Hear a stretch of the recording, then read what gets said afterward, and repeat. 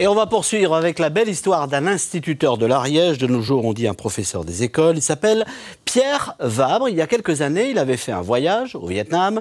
Il en a tiré un manuscrit que les grands éditeurs se sont tous empressés de lui renvoyer, tous sauf le magazine Géo. Lui a récompensé le texte d'un prix annuel, c'est celui du Voyage extraordinaire.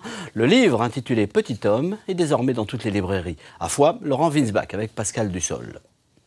C'est en 2007, au retour d'un voyage au Vietnam, que Pierre Vabre se lance dans l'écriture de son premier roman.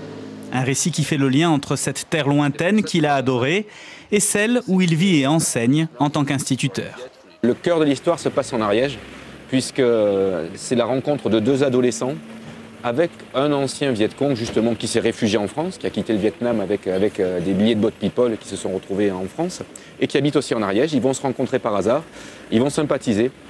Et là va naître une grande histoire d'amitié et il va essayer de leur transmettre au travers de ce qu'il a vécu, de toutes les souffrances qu'il a endurées, un vrai message d'espoir par rapport à l'humanité et à l'homme en général. Le manuscrit est refusé par une vingtaine de maisons d'édition.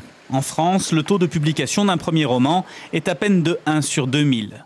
Pour Pierre Vabre et son petit homme, le salut est venu du magazine Géo et de son prix littéraire du Voyage extraordinaire, présidé par Yann Kefelec. On participe, on s'inscrit sur Internet, on envoie son manuscrit et puis comme d'habitude, on n'a jamais de réponse avant des mois. Un mail pendant l'été disant que le livre est sélectionné pour participer au concours.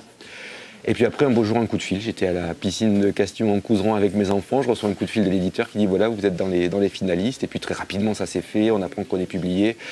Et puis après, on apprend qu'on a le premier prix. Et là le ciel vous tombe sur la tête, quoi. C'est le rêve, la réalité dépasse le rêve. La réalité, c'est un tirage à 10 000 exemplaires et une distribution sur 4 pays. Après Saint-Giron ce week-end et Foix la semaine prochaine, le professeur des écoles ariégeois va devoir s'habituer aux signatures de dédicaces.